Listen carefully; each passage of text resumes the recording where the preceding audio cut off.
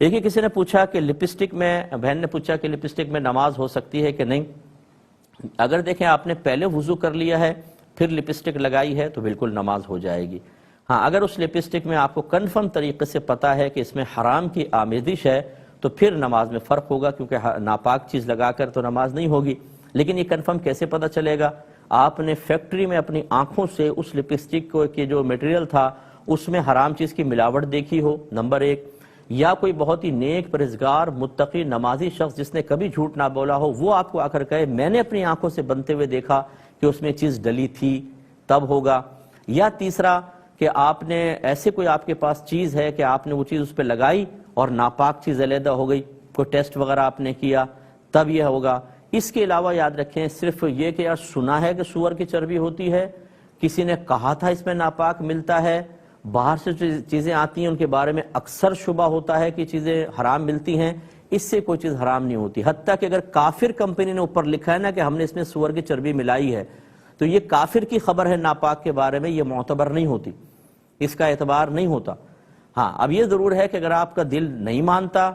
وہ کافر کی خبر دل پہ جمتی محسوس ہو رہی ہے، آپ لپسٹک یوز نہ کریں، ٹھیک ہے، آپ کی مرضی، آپ کا تقوی ہے،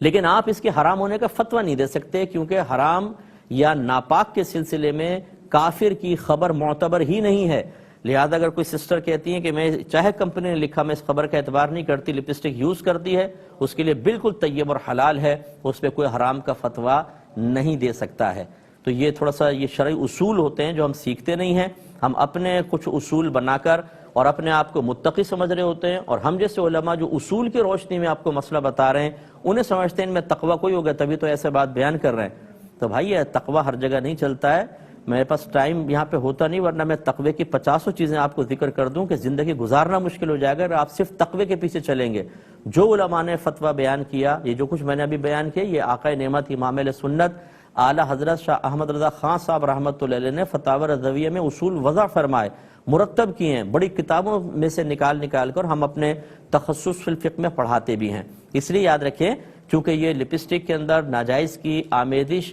کنفرم نہیں ہے، اس لیے اگر کوئی نہ استعمال کرنا چاہے ٹھیک ہے، لیکن وہ حرام کا فتویٰ نہیں لگا سکتا جب آپ تقوی کے ساتھ احتیاط کرتے ہوئے کسی چیز سے ہٹتے ہیں۔ اعلیٰ حضرت یہ فرماتے ہیں وہ تقوی آپ اپنی ذات کے ساتھ محدود رکھیں، اس کو آپ کسی اور پہ مسلط نہیں کر سکتے۔ کوئی اور مسلمان اگر لگاتا ہے تو اس کو گناہگار یا حرام کام کرنے والا نہیں کہہ سکتے، اس پر آپ گناہگار ہوں گے۔ یہ اچھی طرح یاد رکھیں۔ اللہ تعالیٰ کی توفیق عطا فرمائے۔